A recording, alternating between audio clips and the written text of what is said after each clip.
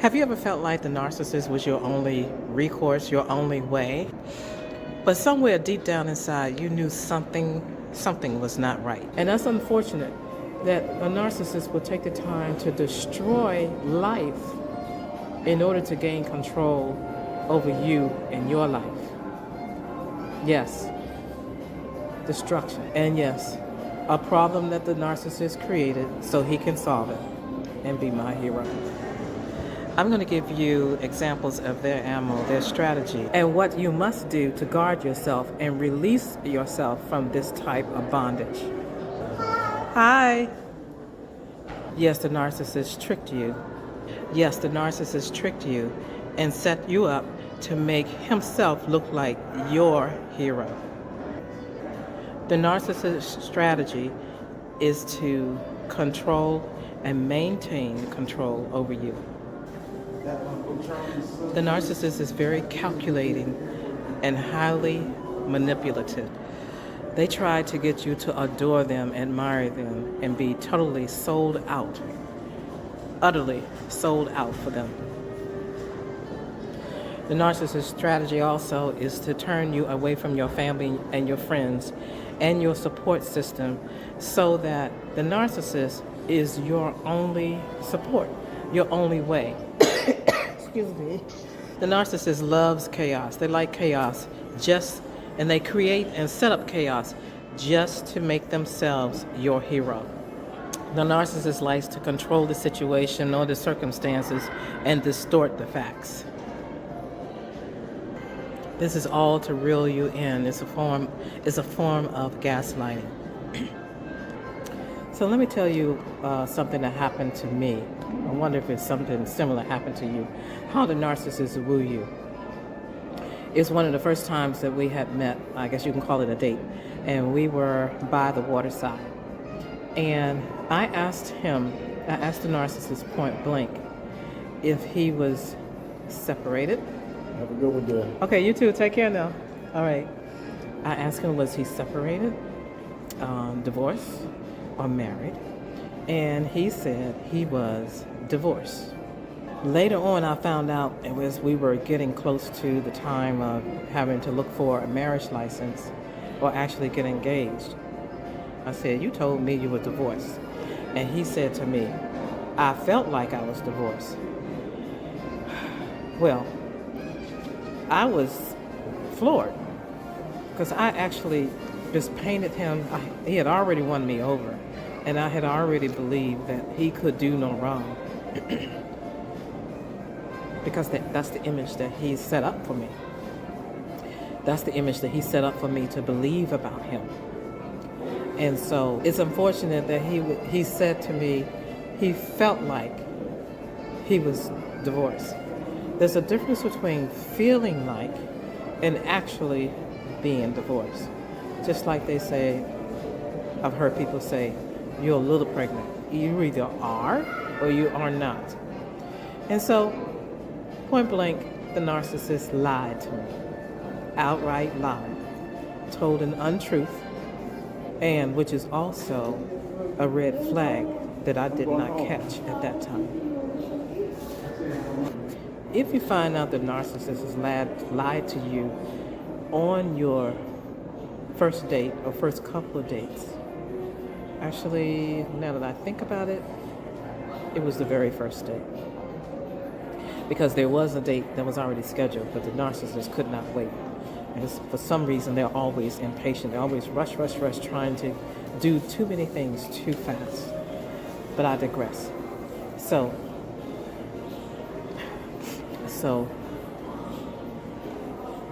he just wanted to go out, and so we went and we met by the waterside. When I asked him that question about being married, and here's the thing: even if you are at the point of becoming engaged, getting a committed relationship, or you're planning to get married, the fact that you learn that on day one or on your first date that he lied to you is a red flag. And all brakes need to be put. All stops needs to happen right now. Unfortunately, it did not happen for me. but I'm free from it. Here's another example of the narcissist rescuing you from a situation that they created or he created. The truth is, he created the problem so he can solve it and make himself your hero. Yes, that happened to me too. So let me tell you, this is what happened with me. And I gave this story an actual name. I call it Poor Crickets. Poor little crickets. Oh my God.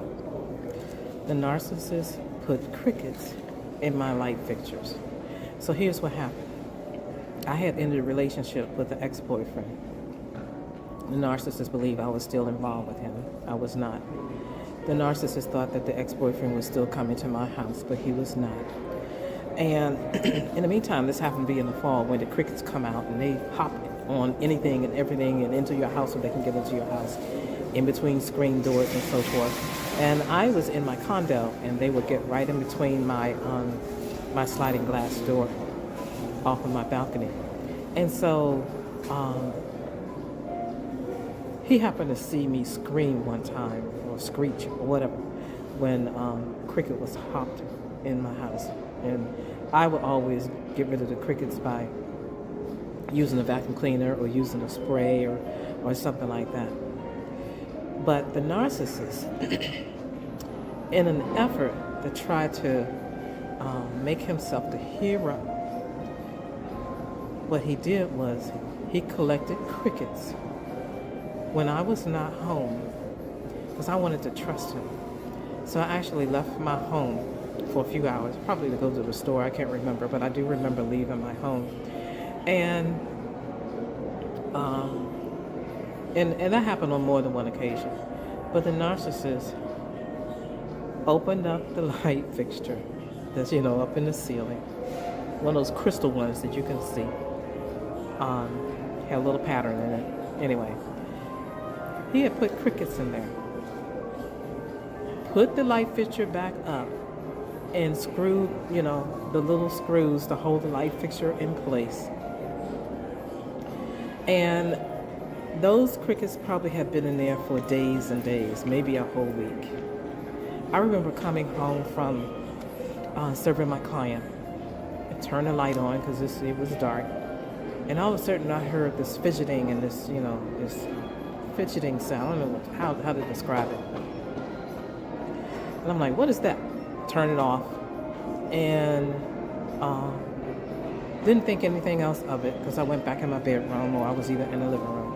I come back because this was in the area, the hallway between my dining room, kitchen, living room, and so forth. Came back, opened up, and we turned on the light. And I would hear this, this staticky, sound. I still don't know what you call it. Kind of reminds you of, crinkling paper. It was like a fizzing sound. The truth is, unfortunately, those poor little crickets were being burned by the light because I had turned the light switch on. I had no idea that the narcissist had placed crickets in my light fixture. And so another day or another time went on. And then I think by the end of the week, it was a Friday, the narcissist had come over to my home. Excuse me. But this particular time, I turned it on and I kept it on. And he was in there. I said, I keep hearing this fizzing sound. And I don't know what it is. And I kept hearing it. I just left the light on. And the fizzing sound was on and on and on. And eventually, the fizzing sound went out. Poor little crickets. Poor little crickets. The narcissist looked up, reached his hand up to the ceiling to unscrew the light fixture. Yeah, I'm slowing down. Pulled down the light fixture and there were crickets inside the light fixture. And what the narcissist said to me is that, oh, this must have been something your boyfriend did. I was in shock. I was angry. I was mad. I was very very angry. And I actually believed the narcissist because I trusted him. I wanted to trust him. He has shown me all this adulation and all of this love bombing and all this positivity. So why would I doubt him? Because I knew nothing about narcissism at that time. And so, of course, the crickets were dead and they were thrown away. He put it back up, and of course now he's the hero. I happened to ask the ex-boyfriend. I decided to call him up and ask him. And he said to me, this is what the ex-boyfriend said to me. He said, you better watch out for that new man that you have in your life. I did not do such a thing. Or something similar to that, because this was decades ago. And I'm a person that won't want to give the benefit of the doubt. And so I just said, okay, well, it didn't matter anyway, because he was already out of my life. And I had moved on and he had moved on. But I didn't pay any more attention to it until much, much later, after I had separated and I had lots and lots of opportunities to have hindsight. And I had hindsight, and that's one of the images that came to my mind.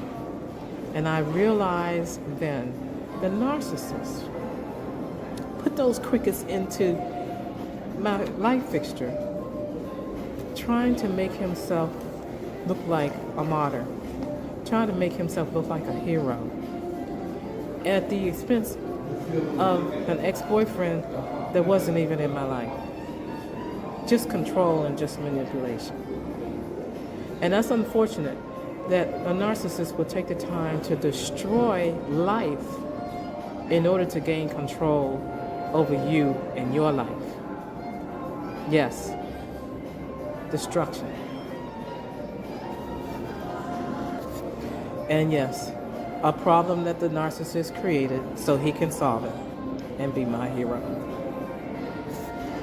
Has that ever happened to you? I wonder, have you ever been manipulated or controlled by the narcissist? If so, let's see, what word would I tell you to put? I almost want to tell you put crickets in there, but instead, put the word hero inside of the comments, because all these other examples are that I'm sharing with you, the last two and the other ones that I'm going to give you, has all to do with the narcissist trying to paint himself as a hero in your mind and in your heart. Here, I'll give you another example. I happen to have an electronic recording device. Okay, VCR, I'm dating myself. But yeah, VCR. And I didn't know how to hook it up. I thought it was something special. I saw the plugs and I knew there were other cords. So I asked the narcissist if he would connect he was a boyfriend at the time, and and hook up my my VCR, because in his home, they had plenty of them there. Notice I said they, but that's another subject. So he set up the VCR. Once again, I trusted him. I left home to go to the store, come back. When I came back, the narcissist had cut the cord, the electric cord of the VCR, because I had bought, I think it was a CD player or something. I bought something else. And he had cut the cord. And I was floored. Oh my gosh, why would you cut the cord? It could be used again. Well, the narcissist believed that VCR was given to me by the ex-boyfriend, and that the narcissist said, I don't need it anymore. Yes, he said, I don't need it anymore. So the narcissist took it upon himself to cut the cord. Isn't that interesting? Cut the cord. That's a red flag. That's definitely a notice that I should have picked up on. He had cut the cord instead of unplugging it and leaving it unplugged. That's a red flag. It's an example of the narcissist saying to me that he was cutting the cord of all ties that I had with anybody or anything that had a representation of any importance to me, whether it be family, friends, former family, whomever. He was cutting the cord, and he made that decision with my property. Total destruction of my property. Has that ever happened to you with a narcissist trying to be doing all kinds of things, destroying your property, just to try to make himself the hero to you, savior to you? How are you? So has that happened or something similar to that happened to you? If so, put hero in the comments. I'm curious. I'd like to know about it. And put it in there so others who are watching this video can know, excuse me, so other people who are watching this video will know that they are not alone. So here's another example of how the narcissist tried to be or painted himself to make himself the hero. This is an example of when I met the narcissist. I had just resigned my position to go out full time for myself. And my coworker wanted to take me out for drinks. At the time I was drinking, I don't drink now. And we happened to be there. They had play music and dancing, and she was on the hunt. She was looking for a man. I was not. I had just ended the relationship, and I was starting a new business, and I just wanted to be focused on serving the current clients that I have and getting new clients. And so two guys came in. It was the narcissist and also his coworker. And they came, and she actually invited them over to our table. I was insulted. I did not want that. I just wanted to allow her to take me out so I could have some drinks and then leave. And because she actually was disappointed that others were celebrating, but I did not, allow her to celebrate with me. So anyway, so she invited them over, and they was playing music and they was dancing. And he was sitting next to her, and his coworker was sitting next to me. And then they decided amongst themselves to switch up because his coworker was shorter, and she was shorter, and short in height, and like 4'11" or something like that. And I was tall, still am, and so was he tall. And so they decided to switch up. And she and the other guy ended up going out and dating and having good times together. And the narcissist reached out to me. We all exchanged numbers, but I really was not interested in him. I did see that he had on his business card that he was a vice president or something in marketing. And I knew me starting a new business, I needed to learn and wanted to learn about marketing. So I didn't mind asking. I asked him, do you mind if I call you sometimes and ask you some questions related to marketing and sales? And he said, yeah, sure. So we exchanged numbers. I called and maybe asked him one or two questions, and he wanted to go out on a date. So a couple times we went out on a date, and but still my interest was only just to ask him about marketing, because I really was not interested, and definitely was not interested in rebounding and having coming out of a previous relationship, having come out of a previous relationship. Well, let me speed this one up. So the narcissist, things went on, and we started dating, and eventually got engaged. And people, just a side note, was always surprised that we got together. And they always ask, how did you two meet? Just give you a quick answer. They knew something was weird. They was wondering, how did these two hook up? Because this did not look like it was a match made in heaven or a match made to happen, period. But that's a side note and another story. for another time. So they would ask, and I would give the same story that I had told you, not in that much detail, but basically, I did not like him. And what I didn't tell you, which what I was telling other people, is I told him the other woman was really interested in him. I was not interested. Well, here's the thing: the narcissist would tell people. Then after I told my side of the story, which was the true side of the story, the narcissist would tell people who asked that question. He would tell them that I said, she did not like you, meaning my coworker, a former coworker, but I do, meaning me. In other words, he was claiming that I was saying that my coworker did not like him, but I liked him, which was a lie. I did not like him. I was not interested in him.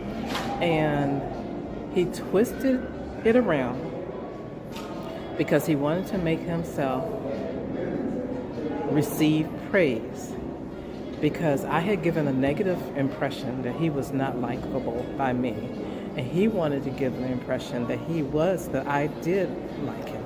So he completely turned it around, and that became his story all throughout the dating years, the engagement time, and the married years. Excuse me. I'm still dealing with the nasal situation, but I'm pushing on no matter what. The narcissist would start to tell this lie in front of other people in my presence in a way to confuse me, twist things around so I can start to tell his version of the story. This is an example of the narcissist gaining praise in his favor to make himself look good and make him seem like the hero. I got so many stories, but I'm gonna tell you about this last one. This is another situation, and I'm giving these to you because God had given them to me, and He placed them in my memory as I was preparing to share this about how the narcissist tricked you to turn himself into a hero. So he liked to put on a public display of affection and attention and praise and adulation publicly. He was the perfect gentleman, always opening doors, making sure that I was taken care of and that I was okay. Just being the perfect gentleman. Sorry about that sound if you happen to hear someone is doing another setup. But behind closed doors, he was rude. He was disrespectful. He ignored me. He was not the perfect gentleman. He would leave me. Yes, he ignored me. He would desert me. He was not the perfect gentleman. He would walk inside the doors and leave me there. He wouldn't even come outside to escort me in. He said that he looked outside and he could see me. I guess he considered himself being able to rescue me through blinds in the window, instead of actually meeting me and greeting me at the door when I was coming in the dark. Because I was not the importance of him. He was the importance. So again, anyway, I gave you all of these examples. These are examples and scenarios that I experienced. I want to let you know that you are not alone, that you do not have to live with or endure this type of treatment, this type of bondage, this type of abuse from a narcissist. This is why this is a part of this series about getting the narcissist out of your life. Having them in your life is draining. They set you up to make you feel guilty. And actually, as a matter of fact, when I finally got free from the narcissist, I realized he had played serious guilt trips on me. And so much so, when I was separated, what I did was I did a study on guilt, and I created a booklet for myself to learn more about guilt and anything I could just to help me to release feeling guilty and being guilty and guilt being placed upon me. It's unfortunate. You end up questioning your own value, your own confidence, your own wealth system you end up questioning your own worth. So put hero in the comments if you've been tricked by a narcissist. And I'm going to let you know that the next video I'm going to be talking about, hopefully I'm not so nasal, we're going to be covering about how the narcissist actually bullied you. I rejected that for so long. I did not know that I was actually being bullied. And the narcissist actually would, of course, turned it around and said I was bullying him. That's their ammo also. But yeah, I'm going to be talking about bullying. So I'll see you in the next video.